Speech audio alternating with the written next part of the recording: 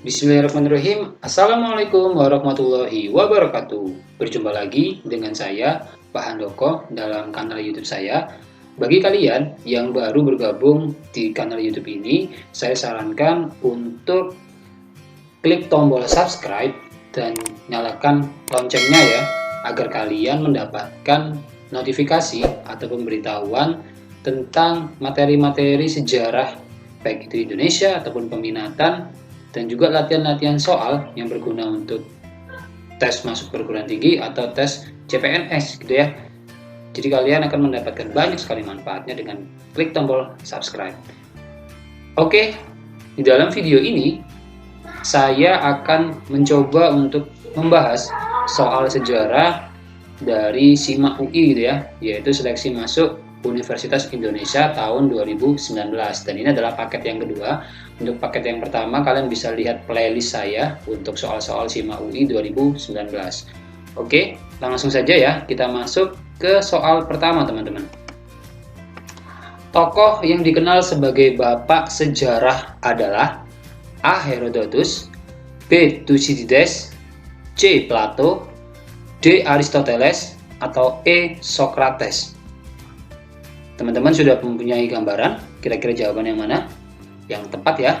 Dan jawaban yang tepat adalah iya, benar sekali teman-teman, yaitu Herodotus. Siapa sih Herodotus itu dan kenapa dia dipanggil sebagai bapak sejarah gitu ya? Oke, jadi Herodotus adalah seorang sejarawan Yunani teman-teman. Dia ini memiliki banyak sekali karya-karya sejarah gitu ya, dan salah satu yang terkenal adalah History of the Persian War atau Perang Yunani Persia teman-teman. Nah, kenapa dia disebut sebagai bapak sejarah? Karena dia adalah seorang sejarawan pertama nih teman-teman yang mengumpulkan bahan-bahannya secara sistematis, menguji akurasinya sampai batas-batas tertentu gitu ya, dan menyusunnya dalam bentuk narasi yang terstruktur secara jelas nih teman-teman. Dia ini bisa menyampaikan kenapa sih kok sampai terjadi perang Yunani dan Persia gitu ya. Nah, kalau misalkan kalian perhatikan lagi, sebenarnya langkah-langkah itu kan sama halnya dengan langkah-langkah penelitian sejarah gitu ya, yang menjadikan sejarah ini sebagai salah satu ilmu teman-teman. Itu ya. Jadi sudah paham kan kenapa Herodotus itu dipanggil sebagai bapak sejarah gitu ya. Jadi bagi kalian yang belum tahu, sejarawan itu adalah orang-orang yang memfokuskan dirinya untuk mempelajari masa lalu, dan kemudian dia ini akan menceritakan kembali nih teman-teman, cerita-cerita di masa lalu secara ilmiah gitu ya, secara terstruktur seperti halnya yang dilakukan oleh Herodotus. Seperti itu teman-teman. Lanjut ya, di soal nomor 2. Kepercayaan animisme masyarakat praaksara Indonesia ditandai dengan adanya A. Penyembahan tugu batu berupa obelisk, B. Kepercayaan terhadap dewa-dewa, C. Menganut konsep dewa raja, D. Tata cara penguburan mayat dengan menggunakan waruga, atau E. Tata cara upacara galungan. Kira-kira yang mana teman-teman? Jawaban yang tepat? Ya, benar sekali, jawaban yang tepat adalah yang A teman-teman. Kenapa harus A? Tradisi penyembahan tugu batu berupa obelisk. Oke ya, jadi kita harus fokus di dua kata nih teman-teman. Yang pertama ini adalah kepercayaan animisme, kemudian di sini adalah masyarakat praaksara. Jadi kalian harus tahu dulu ya, yang dimaksud dengan animisme itu apa gitu. Jadi animisme itu adalah sebuah sistem kepercayaan yang memuja makhluk halus dan roh nenek moyang teman-teman. Jadi masyarakat praaksara pada masa Neolitikum, masih ingat ya, periodisasi masa praaksara berdasarkan ilmu arkeologi. Kan ada Paleolitikum, ada Mesolitikum, dan ada Neolitikum, zaman batu muda teman-teman. Jadi di masa Neolitikum atau batu muda itu akan muncul sebuah kebudayaan yang terpisah gitu teman-teman, bukan melanjutkan Neolitikum, tapi dia itu secara mandiri, tapi dia ada di dalam masa Neolitikum itu, yaitu kebudayaan Megalitikum nih teman-teman. Jadi Megalitikum itu adalah sebuah tradisi gitu ya, yang ada di masa manusia purba atau masa praaksara dengan menghasilkan batu-batuan besar nih teman-teman. Nah, tujuannya ngapain sih gitu kan? Kan kalau diperhatikan gitu ya, kalau kalian cari gambarnya di internet, batu-batuan besar itu kan kira-kira fungsinya untuk apa ya? Batunya besar, sedangkan mungkin manusia purbanya tidak sebesar batu itu. Kira-kira dimanfaatkan untuk apa oleh manusia purbanya gitu kan. Dan menurut para sejarawan, batu-batuan besar itu seperti menhir, dolmen, arca, sarkofagus, obelix, dan hingga punden berunda itu untuk keperluan religius, teman-teman. Keperluan religius yang seperti apa? Ya seperti ini ya, yaitu animisme. Salah satunya adalah untuk sebagai media, teman-teman, untuk melakukan pemujaan kepada roh nenek moyang yang sudah meninggal. Nah, pertanyaan berikutnya adalah kenapa kok roh nenek moyang itu harus dipuja gitu ya? Ini ada kata memuja gitu ya. Karena pada waktu itu manusia purba atau manusia praaksara itu menganggap bahwa gejala-gejala yang terjadi di alam semesta ini seperti gempa bumi, kemudian banjir gitu ya, iklim yang berubah-ubah, itu semuanya disebabkan oleh kekuatan roh nenek moyang yang sudah meninggal, teman-teman. Jadi mereka itu harus melakukan sebuah tradisi pemujaan agar jalannya dunia ini tuh aman gitu ya, tidak sederhananya roh nenek moyangnya itu marah gitu, teman-teman. Gitu ya untuk nomor 2 ini. Jadi yang tepat adalah tradisi penyembahan tugu batu berupa obelix, teman-teman. Itu ya. Kalau untuk kepercayaan dewa-dewa ini belum lah ya. Ini adalah nanti ketika manusia itu sudah mulai mengenal konsep-konsep agama gitu ya. Jadi nanti masuk di sistem kerajaan nanti ya. Kemudian dewa raja ini juga semakin memperkuat gitu ya paham yang ada di masa kerajaan. Kemudian tata cara penguburan mayat ini hanya lebih ke tata cara gitu ya, tidak ada hubungannya dengan animisme, cara menguburkan saja gitu. Kemudian lanjut di nomor 3, pendiri organisasi MIAI yang didirikan pada tahun 1937 di Surabaya adalah A. Soekarno, B. Zainal Mustafa, C. Cokro Aminoto, atau D. Karim Amrullah, atau E. Mas Mansur. Kira-kira yang mana nih teman-teman? Dari kelima opsi ini yang paling tepat menurut kalian? Dan jawaban yang paling tepat adalah yang E, teman-teman, yaitu Kiai Haji Mas Mansur. Nah, siapa sih Kiai Haji Mas Mansur ini? Jadi Majelis Islam A'la Indonesia atau MIAI, yaitu sebuah federasi ormas Islam yang didirikan oleh Kiai Haji Mas Mansur dan rekan-rekannya di Surabaya, teman-teman, pada tahun 1937.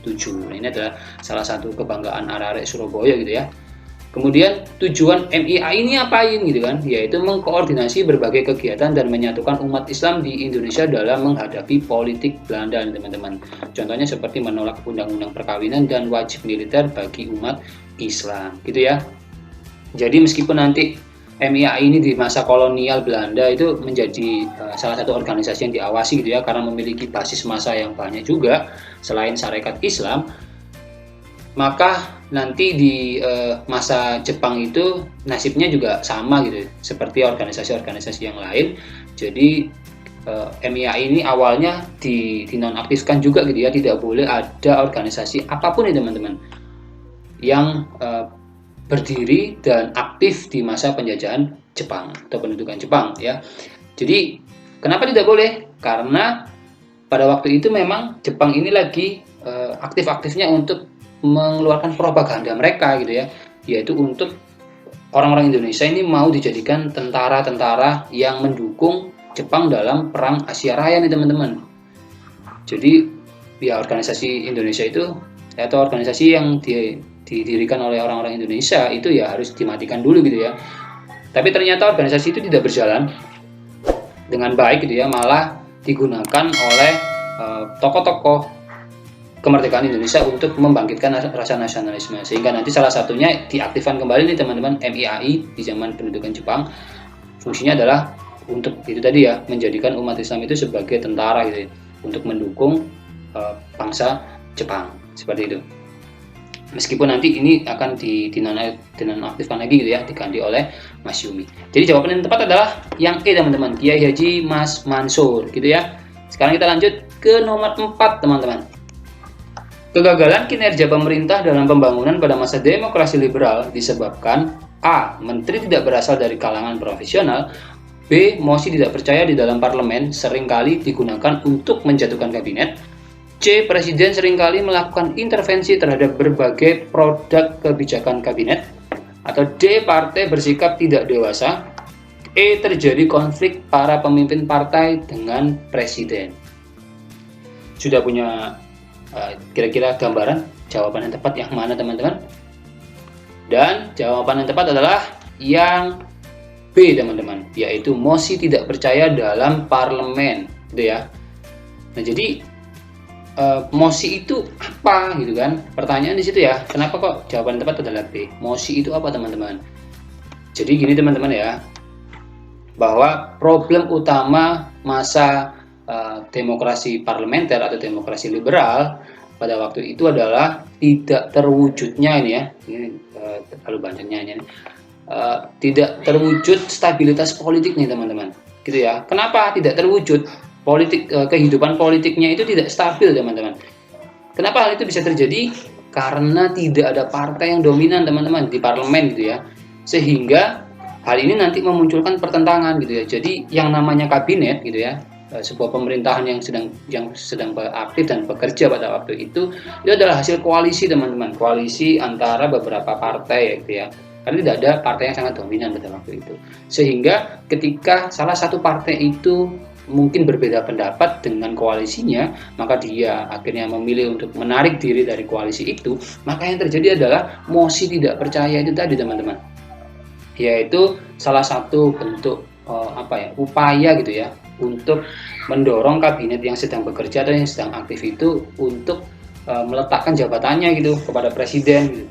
Salah satunya adalah karena dia dianggap mengalami kegagalan, gitu ya, dalam menjalankan pemerintahan. Jadi nantinya apa sih imbasnya bagi masyarakat, teman-teman? Kegagalan kinerja pemerintah, gitu ya, terkait kabinet-kabinet yang ada kan sering gonta-ganti, gitu ya.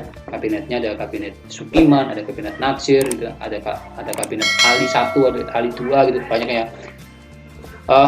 Pergantian kabinet itu sering menyebabkan ketidakstabilan, teman-teman, sehingga nanti program-program yang sudah dicanangkan, yang sudah direncanakan dengan sangat baik, dengan melibatkan banyak ahli-ahli, gitu ya, ahli di bidang ekonomi, ahli di bidang macam-macam, gitu ya, untuk memperbaiki kehidupan masyarakat Indonesia. Tetapi bisa kalian bayangkan ya, ketika kalian sudah memiliki gagasan yang sangat baik, gitu kan, tiba-tiba kalian harus berhenti di tengah jalan, gitu ya. Programnya akhirnya ganti lagi, ganti kabinet, ganti program lagi, sehingga sebenarnya programnya itu bagus, gitu loh, tetapi karena dia tidak bisa berjalan sesuai dengan rencana, gitu ya, harus ganti lagi kabinetnya, maka nantinya membuat pembangunan negara Indonesia ini mengalami tidak boleh dibilang kemandekan, ya, jalannya itu lambat, gitu, teman-teman, gitu ya. Jadi nanti, dan terakhir adalah kesejahteraan rakyat itu terbengkalai. Seperti itu, teman-teman, untuk soal nomor 4. Kita lanjut di nomor 5 ya. Jadi nomor 5, pertanyaannya adalah, dalam rangka menciptakan ekonomi nasional yang demokratis dan bebas dari imperialisme, pada tanggal 28 Maret 1963, Presiden Soekarno mengeluarkan kebijakan apa nih, teman-teman? Yaitu A. Kebijakan Senring, B. Kebijakan Dekon, C. Kebijakan Mercusuar, D. Depernas, E. Trilogi pembangunan. Kira-kira yang mana nih, teman-teman? Dan jawaban tepat adalah iya, benar sekali, Dekon, teman-teman. Apa sih Dekon itu? Jadi memang tepat ya, di bulan Maret 1963 Soekarno itu mengeluarkan deklarasi ekonomi atau yang biasanya disingkat dengan kata Dekon. Isinya adalah 14 peraturan pokok, teman-teman. Tujuannya yaitu menciptakan ekonomi yang bersifat nasionalis, demokratis, dan bebas dari imperialisme atau ekonomi yang berdikari, teman-teman. Karena Soekarno ini kan seorang presiden, seorang pemimpin yang anti imperialisme, gitu ya. Meskipun negara kita sudah merdeka, tapi dia ini sangat menggaung-gaungkan yang namanya no imperialisme, gitu ya. Sehingga nanti dia ini sangat aktif sekali menyuarakan anti imperialisme di dunia internasional. Salah satu kebijakannya di tahun 63 itu adalah ini tadi, Dekon. Kalau Senring itu bukan ya, seperti pemotongan, gitu ya. Kemudian Mercusuar juga bukan, itu adalah pembangunan, gitu ya, pembangunan mega-mega proyek yang menjadi ikon negara Indonesia, tetapi waktunya dikatakan tidak tepat, teman-teman. Kenapa? Karena itu kan pasti membutuhkan biaya yang banyak, dan di saat ekonomi Indonesia itu sedang lesu, teman-teman. Ekonomi masyarakat, daya belinya juga masih sangat rendah. Seperti itu ya, soal nomor 5. Jadi jawaban yang tepat adalah yang B, teman-teman. Oke, kita lanjut di soal berikutnya. Pemerintah Orde Baru melakukan reorganisasi Angkatan Bersenjata, Republik Indonesia ABRI pada masa awal kekuasaannya karena A. Presiden dan pimpinan Angkatan Darat menyadari bahwa salah satu penyebab rawannya pertahanan keamanan adalah terpecahnya kekuatan ABRI. B. Tiap institusi Angkatan Bersenjata mudah dipengaruhi ideologi yang bertentangan dengan Pancasila. C. Sejumlah perwira tinggi setiap angkatan menginginkan adanya kekompakan dalam tubuh Angkatan Bersenjata. Atau D. Adanya rencana yang diwujudkan program ABRI masuk desa. Atau E. Adanya keinginan untuk meningkatkan profesionalisme prajurit setiap angkatan bersenjata. Oke, kira-kira yang mana teman-teman yang menurut kalian yang paling tepat untuk menjawab pertanyaan soal nomor 6? Dan jawaban yang tepat adalah yang B, teman-teman, yaitu tiap institusi angkatan bersenjata mudah dipengaruhi ideologi yang bertentangan dengan Pancasila. Loh, kenapa gitu kan? Jadi di sini kan ada kata-kata ya. Ada kata-kata bahwa Orba atau pemerintahan Orde Baru itu melakukan reorganisasi, teman-teman. Seperti yang kalian ketahui bahwa pemerintahan Orba ini dipimpin seorang presiden bernama Soeharto gitu ya. Dan beliau adalah backgroundnya adalah memang militer gitu ya. Dia adalah seorang tentara. Dan di sini ada kata-kata ini ya, pada masa awal kekuasaannya nih teman-teman. Jadi ini pastinya ada kaitannya dengan pemerintahan sebelumnya kan pasti. Karena kan kita berbicara masih di awal-awal gitu ya. Nah, kira-kira apa sih yang terjadi di masa sebelum pemerintahan Orde Baru atau yang kita kenal dengan nama pemerintahan Orde Lama yang dipimpin oleh Soekarno, teman-teman.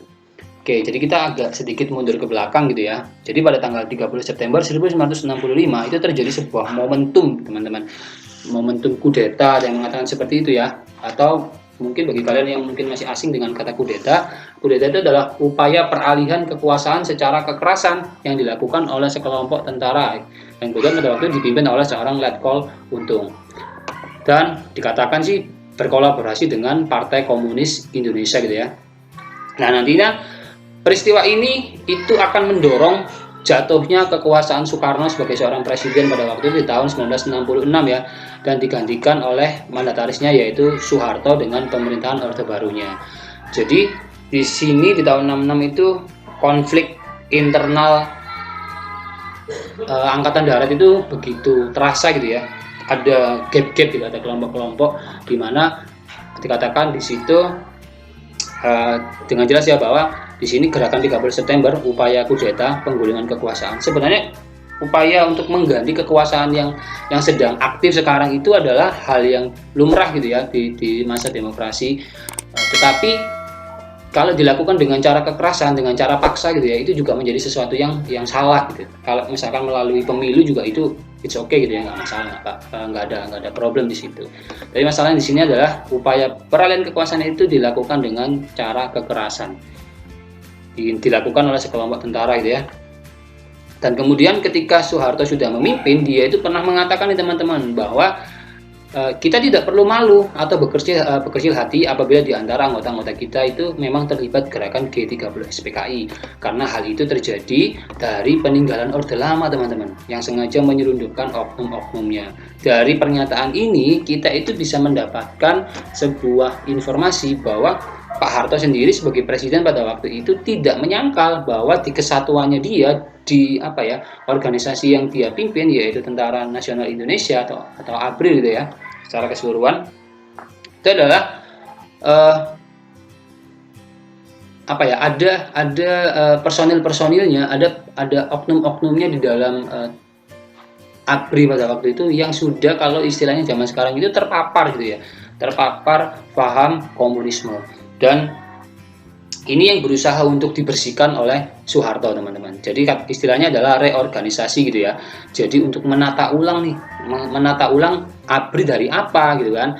Jadi menata ulang ABRI dari bahaya-bahaya yang seperti yang dicontohkan, yaitu ideologi yang bertentangan dengan Pancasila. Seperti yang kalian ketahui bahwa ideologi komunisme beserta dengan organisasi dan segala aktivitasnya itu resmi dilarang oleh pemerintah melalui TAP MPRS tahun 1966 gitu ya, kalau tidak salah nomor 25 ya.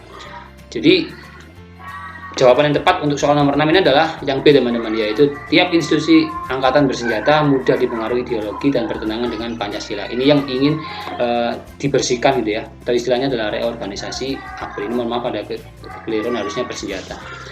Oke, kita lanjut ya, kita lanjut ke soal berikutnya, yaitu tugas utama Presiden B.J. Habibie yang menggantikan Presiden Soeharto setelah peristiwa reformasi adalah A. Mengatasi krisis ekonomi yang melanda Indonesia sejak pertengahan tahun 1997. Kemudian B. Melanjutkan berbagai kebijakan Presiden sebelumnya di bidang ekonomi. Atau C. Menyatukan pihak-pihak yang mendukung dan menolak kebijakan-kebijakan yang dikeluarkan pada masa pemerintahan Presiden Soeharto. Atau D. Melanjutkan pembangunan di Indonesia tanpa dana pinjaman dari IMF dan World Bank. Atau E. Memenjarakan para koruptor sesuai tuntutan gerakan reformasi mahasiswa. Coba teman-teman, kira-kira yang mana nih jawaban yang tepat nih untuk soal nomor 7?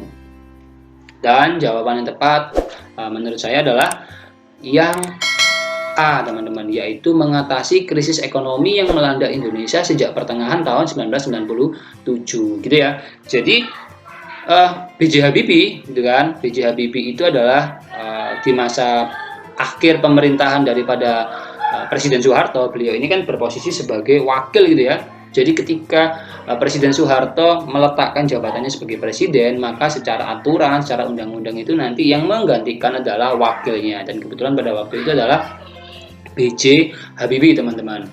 Nah, Soeharto ini turun kenapa gitu ya? Dia ini akhirnya meletakkan jabatannya sebagai presiden itu dikarenakan apa gitu kan? Karena B.J. Habibie ini nanti akan menjadi sebuah pintu gerbang gitu ya bagi sebuah masa yang disebut dengan masa reformasi. Jadi masa pemerintahannya B.J. Habibie itu adalah transisi gitu ya, masa peralihan dari Orde Lama yang sudah 32 tahun gitu. Akhirnya kita masuk ke masa reformasi gitu ya. Jadi yang jatuh gitu ya, yang membuat Soeharto jatuh dari kekuasaannya itu adalah krisis ekonomi teman-teman yang terjadi di tahun 1997 gitu ya, dimana sebenarnya sih di Indonesia tidak ada begitu permasalahan ekonomi yang sangat luar biasa gitu ya, tetapi karena kita itu sangat bergantung terhadap dana-dana dari luar negeri, sehingga ketika sumber dari pendanaan kita itu akhirnya mengalami kegoncangan gitu, akhirnya kita juga mendapatkan imbasnya, kita mendapatkan dampaknya teman-teman. Harga bahan-bahan pokok semakin tinggi, kemudian harga BBM juga dinaikkan pada waktu itu, daya beli masyarakat juga turun gitu ya. Jadi krisis ekonominya sudah sangat parah pada waktu itu, sehingga mendorong lahirnya sebuah gerakan mahasiswa gitu ya, yang akhirnya seperti yang kalian bisa lihat di internet, di YouTube juga, berbagai macam gambaran seperti tragedi Semanggi dan lain sebagainya, itu akhirnya mendorong Presiden Soeharto jatuh gitu ya. Dan kemudian digantikan oleh B.J. Habibie nih. Nah, kemudian tugas utamanya B.J. Habibie ngapain? Ya jelas gitu ya, bahwa tugas utamanya dia adalah menyelesaikan PR-PR yang ada di masanya Presiden Soeharto nih. Dan yang paling utama adalah yaitu tadi ya, mengatasi krisis ekonomi gitu. Karena Presiden Soeharto jatuh karena krisis ekonomi. Kalau B.J. Habibie tidak menyelesaikannya, maka dia juga akan bernasib sama teman-teman, seperti pendahulunya gitu ya, yaitu Presiden Soeharto. Jadi tugas utamanya menurut saya adalah mengatasi krisis ekonomi nih teman-teman. Gitu ya. Jadi nanti ada banyak nih teman-teman kebijakan ekonomi yang diambil oleh pemerintahan B.J. Habibie ya, seperti bidang fiskal, perbankan, moneter, dan korporasi. Jadi jawaban tepat adalah yang A teman-teman. Oke, kita lanjut ke soal nomor 8 ya.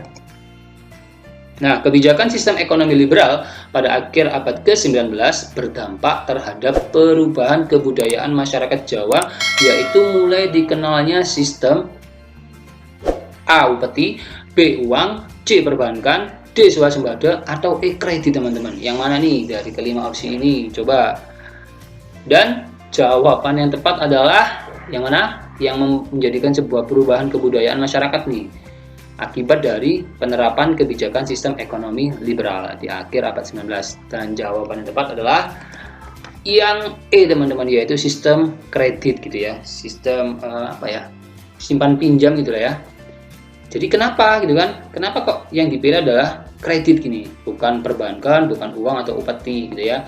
Jadi seperti yang kalian ketahui bahwa sistem ekonomi liberal ini nantinya di tahun 1870 itu akan melahirkan sebuah sebuah politik gitu ya, politik yang diterapkan oleh pemerintah Belanda di Hindia Belanda, yaitu open door politik gitu.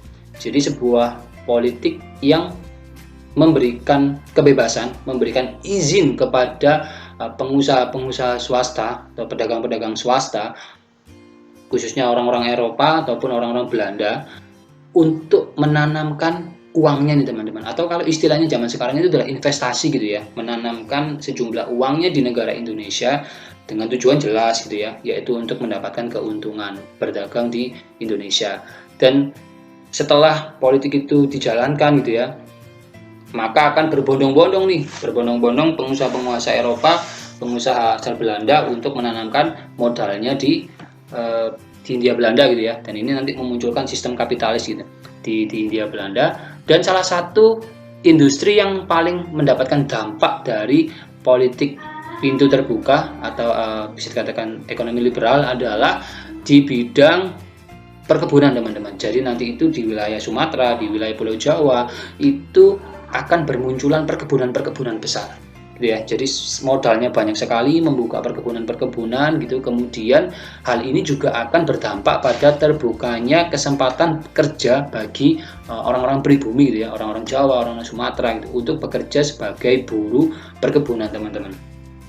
Nah, akhirnya karena perkebunannya juga semakin meluas, kemudian pasti juga kebutuhan akan buruh perkebunan itu juga sangat tinggi gitu ya, menyebabkan pemerintah Belanda itu akhirnya memberlakukan sebuah sistem baru di tahun 1900-an ya, yang kita kenal dengan nama politik balas budi, atau yang diilhami trilogi Van Deventer gitu ya, yaitu ada edukasi, ada irigasi, ada imigrasi, ada transmigrasi ya. Jadi intinya sih untuk menghadirkan buruh-buruh murah gitu ya, buruh-buruh murah dari Indonesia dengan tenaga-tenaga yang cukup terampil, dengan dibayar murah untuk dipekerjakan di perkebunan. Hasilnya apa nih teman-teman? Banyak sekali petani-petani yang akhirnya itu pindah teman-teman, pindah tidak bekerja sebagai petani, tapi nanti menjadi sebagai buruh perkebunan di perkebunan milik orang-orang Eropa gitu. Sebenarnya bukan milik orang-orang Eropa sih, tapi lebih ke mereka itu kan sewa gitu ya, menyewa ke pemilik tuan tanah gitu, untuk dipinjamkan selama ada yang 50 tahun, ada yang 75 tahun gitu ya. Dan kemudian ketika terjadi masa depresi ekonomi gitu ya, di mana harga komoditas atau barang-barang dagangan nih, barang-barang dagangan milik orang-orang Indonesia gitu ya, yang seperti kopi, nila dan lain sebagainya, bukan tanaman-tanaman yang tidak ada gitu ya di Indonesia, tapi ketika ditanam di Indonesia hasilnya cukup memuaskan, dan itu nanti menjadi sebuah komoditas barang dagangan yang sangat mahal harganya di pasaran Eropa, tetapi tidak berjalan selamanya. Ada suatu masa di mana harga komoditas perkebunan itu mengalami penurunan teman-teman, sehingga akhirnya membuat banyak sekali PHK di mana-mana, khususnya yang bekerja di bagian industri perkebunan. Dan di tahun 1990-an, untuk mengatasi permasalahan banyaknya pengangguran dan semakin tingginya kesenjangan ekonomi nih teman-teman, maka pemerintah itu akan menerapkan sebuah kebijakan gitu ya, kebijakan yaitu mengembangkan lembaga perkreditan rakyat nih teman-teman, dan koperasi juga. Jadi sehingga nanti akibat itu muncul sebuah kegiatan baru nih teman-teman bagi orang-orang Indonesia pada waktu atau pribumi pada waktu itu, yaitu melakukan simpan pinjam gitu ya, menjadi sebuah kegiatan simpan pinjam nih teman-teman, kan sejak awal abad 20 atau ya menjelang akhir abad ke-19 gitu ya teman-teman ya. Dan menurut saya untuk soal nomor 8 ini yang tepat adalah yang D teman-teman. Jadi muncul sebuah sistem perkreditan rakyat gitu ya, akibat banyaknya pengangguran akibat mereka terlalu fokus di perkebunan. Padahal sebelumnya itu pertanian sangat menjadi bidang ekonomi yang sangat diminati gitu ya, dan bisa mendulang keuntungan yang tinggi. Tetapi karena masuknya modal-modal itu akhirnya beralih ke perkebunan.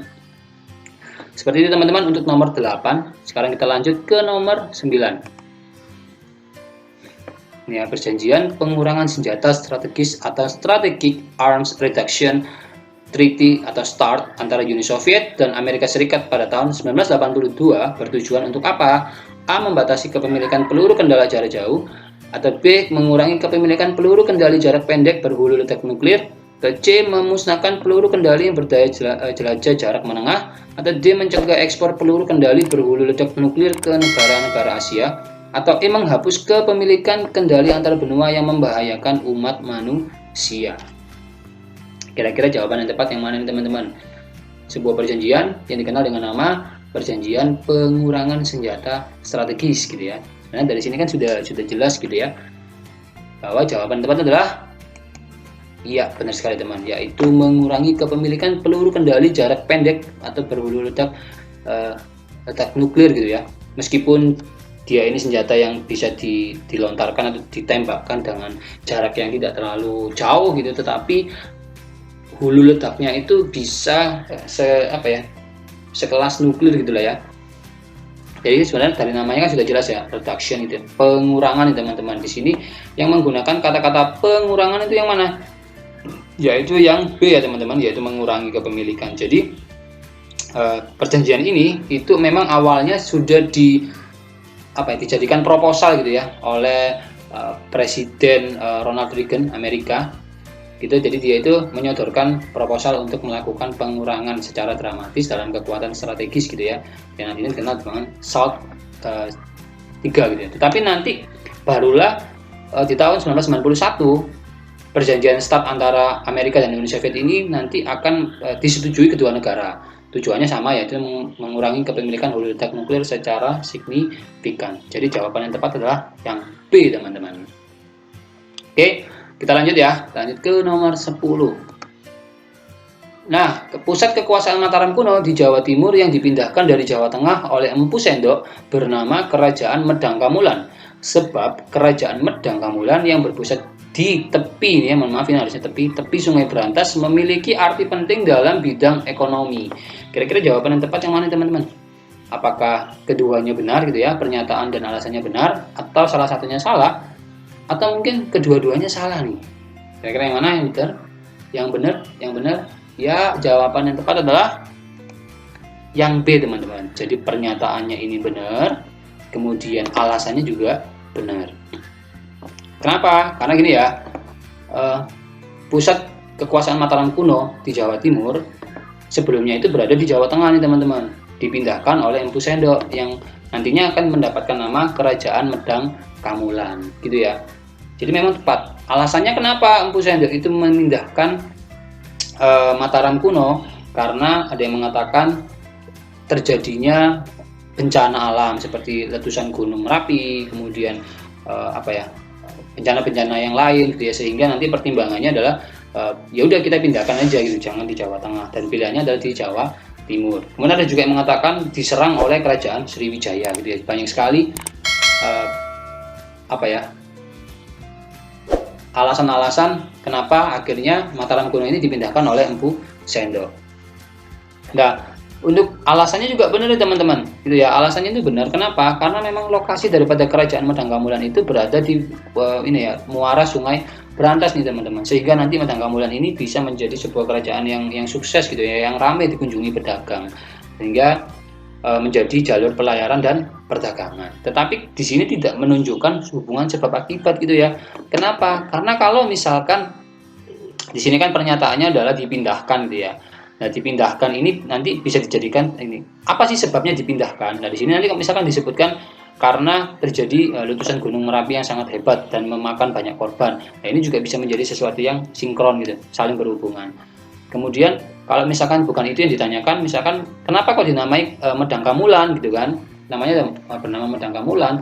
Jadi Medang Kamulan sendiri itu artinya adalah sebuah kerajaan yang berawal atau berasal dari Mataram nih teman-teman. Tidak ada hubungannya dengan lokasinya gitu ya.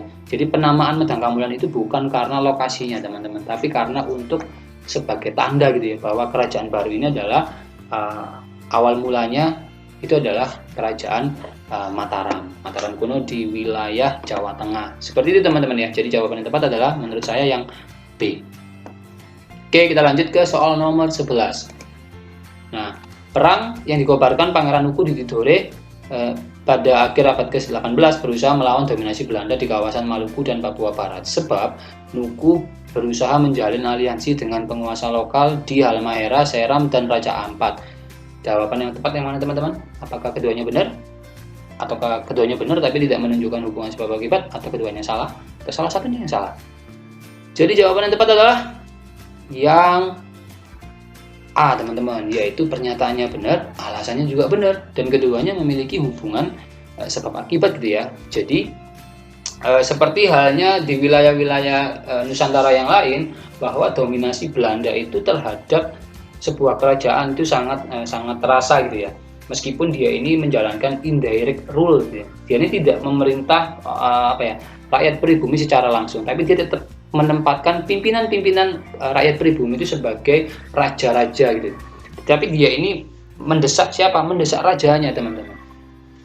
Contohnya misalkan penetapan seorang sultan gitu ya, atau penetapan seorang raja itu seringkali kalau tidak mendapatkan persetujuan gitu ya, atau bukan rekomendasi dari orang-orang Hindia Belanda, maka pergantian pergantian raja itu tidak bisa dilakukan. Padahal yang namanya pergantian pimpinan di sistem kerajaan itu kan harus punya terah gitu ya, punya terah atau punya hubungan darah gitu ya dengan pemimpin sebelumnya. Tetapi nanti seringkali terjadi itu saudaranya yang diangkat jadi jadi penerus raja dari sebuah kesultanan gitu ya. Dan hal ini juga yang terjadi di dalam Kesultanan Tidore nih teman-teman. Pangeran Nuku ini akhirnya kehilangan apa yang harusnya menjadi haknya dia gitu. Jadi dia ini harus tersingkir ya. Sehingga nanti Pangeran Nuku ini akan melakukan perlawanan terhadap orang-orang Belanda gitu ya. Dan oleh karena itu nanti Pangeran Nuku ini akan berusaha menjalin dengan penguasa-penguasa lokal yang memang masih dulunya itu menjadi menjadi wilayah kekuasaan daripada Kesultanan Tidore. Seperti contohnya Halmahera, Seram, dan Raja Ampat. Jadi jawaban yang tepat menurut saya adalah opsi yang A teman-teman. Pernyataannya benar, alasannya benar, keduanya memiliki hubungan. Seperti itu ya. Lanjut di nomor 12. Nah, pada masa pemerintahan Daendels, Jawa itu dibagi atas 18 daerah prefektur yang dikepalai seorang prefek yang langsung berada di bawah pemerintahan gubernur jenderal. Sebab Belanda berupaya untuk menjalankan tujuannya untuk memperkuat pertahanan Jawa sebagai basis untuk melawan Inggris di Samudra Hindia. Kira-kira jawaban yang tepat yang mana teman-teman untuk soal nomor 12 ini? Dan jawaban yang tepat adalah yang opsi D teman-teman. Gitu ya. Jadi pernyataannya ini salah, kemudian alasannya benar teman-teman. Oke, kita lihat ya pembahasannya. Jadi kenapa pernyataannya salah?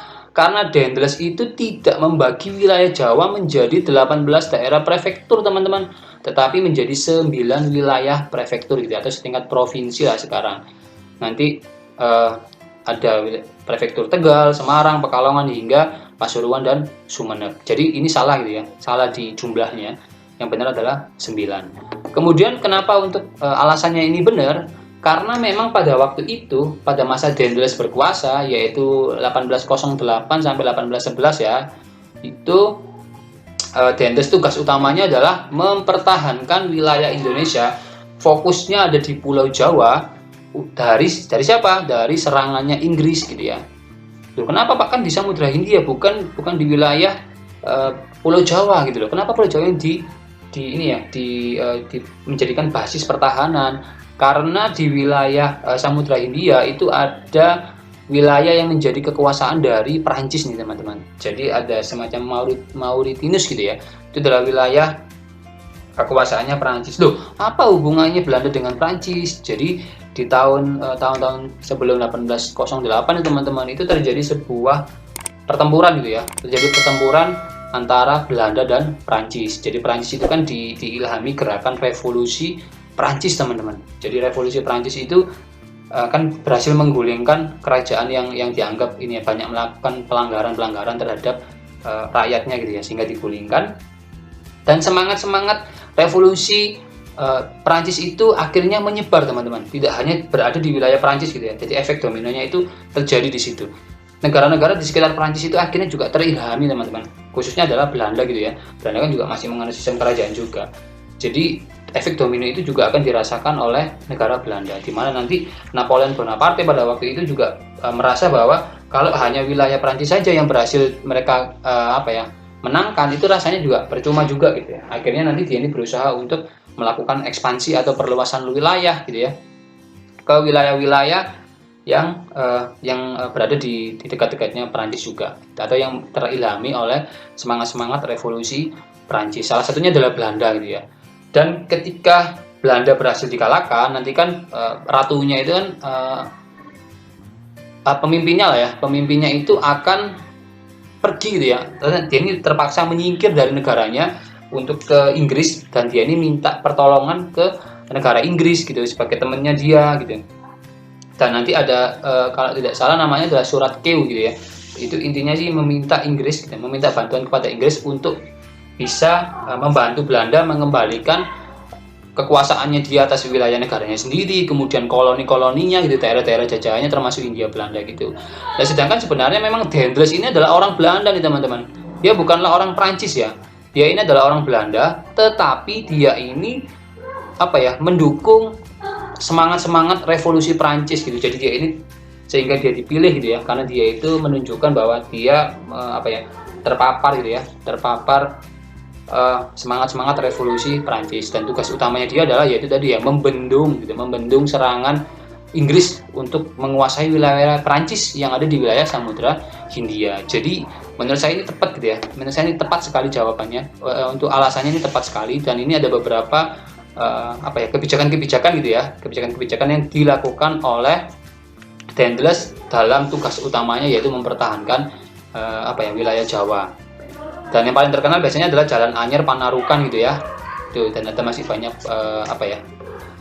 kebijakan-kebijakan yang lain. Jadi jawaban tepat adalah yang D, pernyataan ini salah, kemudian alasannya benar. Seperti itu. Kita lanjut ke soal nomor 13 nih teman-teman. Nah, di beberapa pusat kerajaan Islam di Indonesia, biasanya masjid dibangun dengan letak dan ciri: 1. Terletak di sebelah barat alun-alun. 2. Bergaya arsitek bangunan masa Hindu-Buddha. Atau 3. Terdapat tempat khusus bagi sultan jika ingin bersembahyang. Atau 4. Berlantai banyak. Kira-kira jawaban yang tepat yang mana teman-teman? Apakah 1, 2, 3 benar? Ataukah 1, 3 benar? 2, 4 benar? Atau hanya poin 4 benar? Atau semuanya benar teman-teman? Dan jawaban yang tepat adalah yang A teman-teman. 1, 2, dan 3. Nomor 4 ini salah. Nah, kenapa? Kita lihat pembahasannya ya. Jadi kenapa nomor 1 itu benar? Karena letak masjid zaman-zaman dulu gitu ya, dimana masih awal-awal proses masuk Islam, itu seringkali khususnya di wilayah Jawa kan, konsepnya adalah istilahnya adalah alun-alun gitu ya, sebuah taman gitu ya. Sebuah taman tempat bertemunya raja dan juga rakyatnya gitu. Itu selalu ditempatkan di wilayah barat nih teman-teman. Kalau di sebelah barat alun-alun itu ada masjid, maka di sebelah timur itu nanti ada apa? Ada penjara teman-teman. Jadi menurut orang Jawa itu adalah sebuah keseimbangan gitu ya. Kemudian kalau di wilayah selatan itu ada ada bangunannya tempat tinggal raja gitu ya, atau istananya raja, maka di sebelah utara itu adalah pasar teman-teman.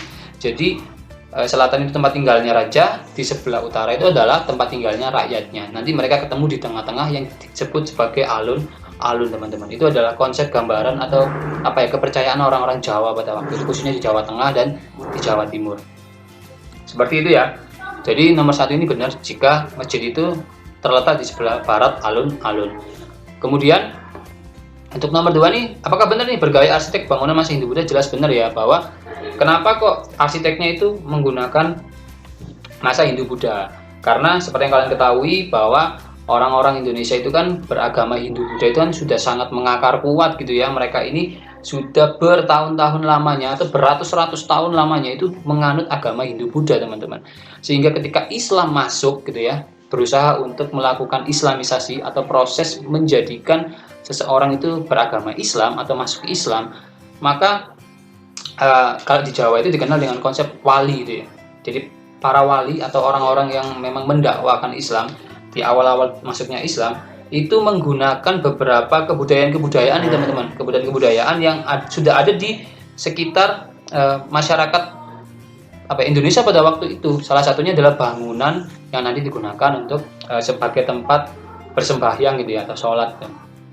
Jadi nanti contohnya seperti apa nih Pak? Contohnya adalah Masjid Kudus gitu ya. Nanti kamu bisa melihat di situ ada semacam bangunan candi yang digunakan untuk tempat melantutkan azan gitu ya, yang digunakan berdampingan dengan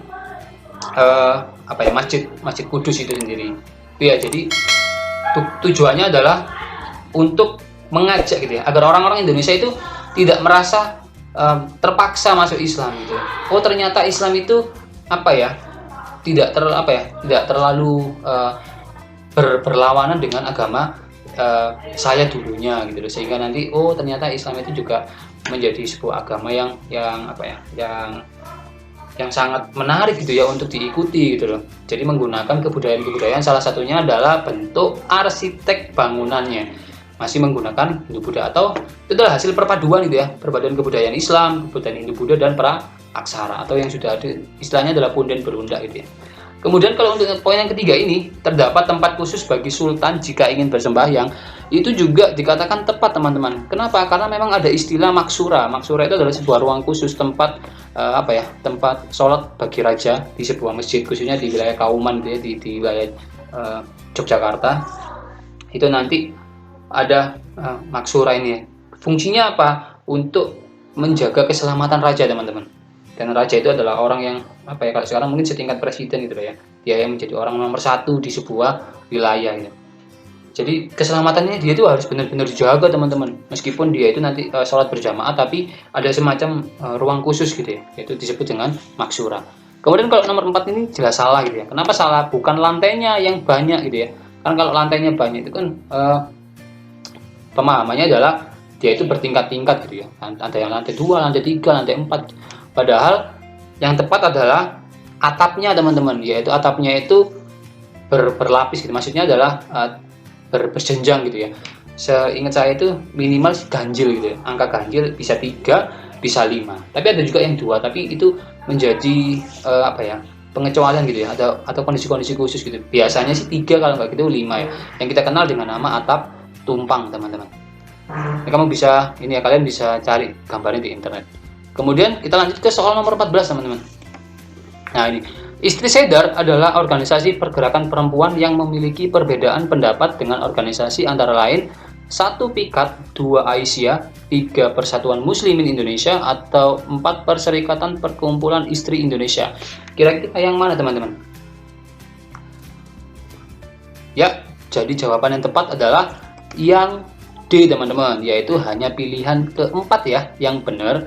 Kenapa kok Perserikatan Perkumpulan Istri Indonesia? Jadi memang awalnya Istri Cedar ini adalah salah satu organisasi yang dihuni oleh para wanita gitu pada waktu itu. Mereka ini menyuarakan hal-hal yang bersifat feminisme gitu, berusaha untuk memperjuangkan hak-hak dari wanita itu sendiri, seperti hak di bidang politik, hak untuk di bidang pekerjaan gitu ya. Jadi tidak sesuai dengan tradisi-tradisi yang sudah hidup beratus-ratus tahun lamanya di masyarakat Indonesia. Jadi perdebatan itu nanti sebenarnya awalnya itu adalah dengan seksi gitu ya, seksi wakil daripada Persatuan Muslimin Indonesia, khususnya seksi wanitanya gitu ya. Dan apa yang diperdebatkan? Yang diperdebatkan itu adalah tentang poligami gitu lah ya. Jadi nantinya mereka ini berselisih awalnya dengan wakil seksi wanita Permi, kemudian nanti organisasi Istri Cedar ini terus-menerus nih teman-teman, terus-menerus berselisih dengan PPI gitu ya. Jadi dia ini semakin meluas teman-teman.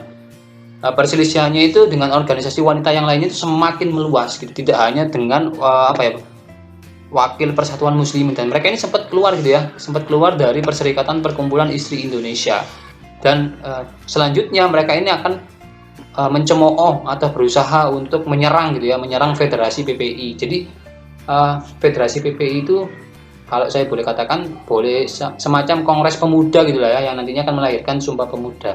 Jadi kumpulan gitu ya, kumpulan dari organisasi-organisasi yang memiliki tujuan yang sama meskipun memiliki haluan yang berbeda-beda, juga anggota atau membershipnya juga berbeda-beda. Tapi mereka memiliki tujuan yang sama, yaitu menjadikan Indonesia sebagai bangsa yang merdeka. Jadi kumpulan ya. Kalau Kongres Pemuda itu kan nanti ada Chong Yava, ada Yung Minahasa, dan ada kongres apa ya, perkumpulan-perkumpulan pemuda yang lainnya gitu ya. Jadi nanti persaingannya itu atau perselisihannya itu meluas dan nanti ditujukan kepada PPI ini teman-teman. Jadi menurut saya yang paling tepat adalah Perserikatan Perkumpulan Istri Indonesia, itu yang paling tepat ya. Memang awalnya di Persatuan Muslimin Indonesia perselisihannya, tapi nanti meluas dengan Perserikatan Perkumpulan Istri Indonesia, jadi lebih luas gitu ya, karena kan di dalamnya kan ada beberapa perkumpulan atau organisasi wanita yang lainnya. Oke, kita lanjut ke soal nomor 15. Oh, ini ada gambarnya ya. Ini adalah salah satu gambar dari istri Sedar gitu ya, bagaimana mereka ini mengusung konsep wanita modern, tidak lagi wanita yang terkungkung dalam tradisi-tradisi yang sudah terjadi sudah berlaku di masyarakat Indonesia beratus-ratus tahun lamanya. Kemudian tokoh persatuan perjuangan yang terkenal dengan slogan Merdeka 100%. Itu siapa teman-teman? Apakah Sultan Syahrir, Hairul Saleh, Amir Syarifuddin, dan Tan Malaka gitu ya. Jadi kalau ini sih sudah jelas gitu ya. Kan di sini disebutkan sebagai tokoh gitu ya. Tokoh persatuan perjuangan. Jadi ini merujuk kepada satu orang nih teman-teman.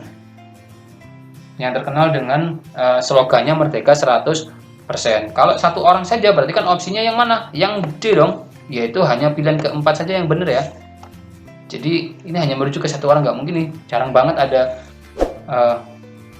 tokoh-tokoh itu mungkin tujuannya sama, tapi dari sisi ide-ide perjuangannya itu mungkin ada semacam perbedaan gitu ya. Dan ini merujuk kepada tokoh yaitu Ibrahim Datuk Tan Malaka teman-teman. Beliau ini adalah salah satu pahlawan nasional gitu ya, yang melahirkan banyak sekali ide-ide perjuangannya. Bukunya yang terkenal itu adalah Madilog ya. Jadi beliau ini nanti mengusung konsep Merdeka 100%. Maksudnya Merdeka 100% itu apa? Jadi sebuah bangsa, sebuah negara yang kemerdekaannya di semua bidang kehidupan itu ya 100% gitu. Tidak boleh dipaksa-paksa atau mendapatkan intervensi, mendapatkan pemaksaan gitu ya, pemaksaan dari negara-negara lain gitu. Khususnya untuk menguasai kekayaan alamnya dan juga menguasai negerinya sendiri. Gitu ya. Jadi yang tepat adalah Ibrahim Datuk Tan Malaka. Seperti itu teman-teman. Nah, ini adalah gambarnya Datuk Tan Malaka. Beliau ini adalah seorang yang sangat luar biasa gitu ya, meskipun nanti beliau ini hanya merasakan kemerdekaan Indonesia kalau saya tidak salah setahun atau 2 tahun gitu ya, karena setelah itu nanti beliau ini akan tertembak gitu ya. Beliau ini diburu karena dianggap melakukan semacam perlawanan terhadap bangsa Indonesia seperti itu. Jadi beliau nanti terbunuh oleh pasukan militer gitu ya, memang yang ditugaskan untuk menangkap Tan Malaka.